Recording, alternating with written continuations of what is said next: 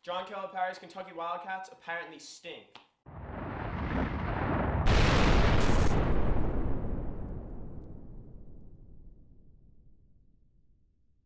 Hi, I'm Ethan Podell and welcome to the Podell180.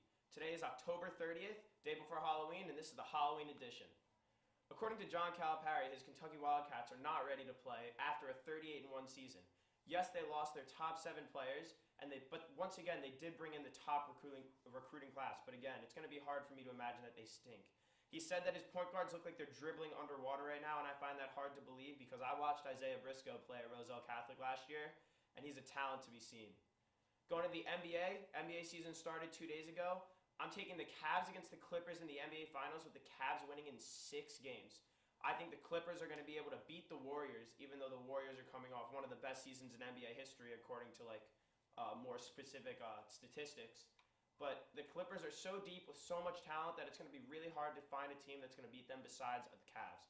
Kyrie Irving's ready to have a huge season coming off injury, and Kevin Love's supposed to be the focal point of this offense now, according to LeBron, whether or not that's true. Going to the NFL, the NFC East may be the worst division in the league, but at least it's giving my New York Giants a chance. At 4-3, they're leading the division.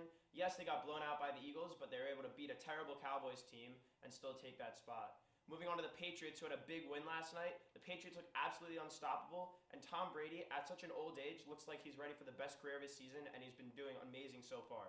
Dion Lewis has been unbelievable, and I wouldn't be surprised, to be honest, if the Patriots put up another 16-0 season, which is ridiculous. Going to some fantasy, for quarterbacks, I'm loving Andrew Luck. I think he's still not reached his full potential because he has been injured with that shoulder, but I would trade low for him right now because I think he's ready to break out, especially with T.Y. Hilton, who's my wide receiver to trade for, getting ready to start playing big games again. My running back, I'm sorry to all you Arian Foster owners, but he tore his Achilles and he'll be on the IR the rest of the season. I wouldn't pick up Chris Polk or Alfred Blue, though, because they're just truly not productive enough at running back to be worth a spot on your roster. Instead, I try to find a person like Sharkhandrick West off the Kansas City Chiefs, who's filling in for Jamal Charles and has looked very good, or maybe even a person like Garrett Blount on the Patriots, whose value is pretty low. Going to tight ends, I love Martellus Bennett because he's just been getting so many targets. He caught 4 of 15 targets last week, which means the ceiling is just there. It's just a matter of whether or not he's going to bring in those catches. Going to the MLB, the Mets are disappointing all of the tri-state area right now in the World Series, down 2-0 going into Game 3 tonight. But hey, with this pitching staff, and we know what this offense has been capable of in the second half of the season, I wouldn't be surprised if they get a win and bring this back to a bit of a closer series.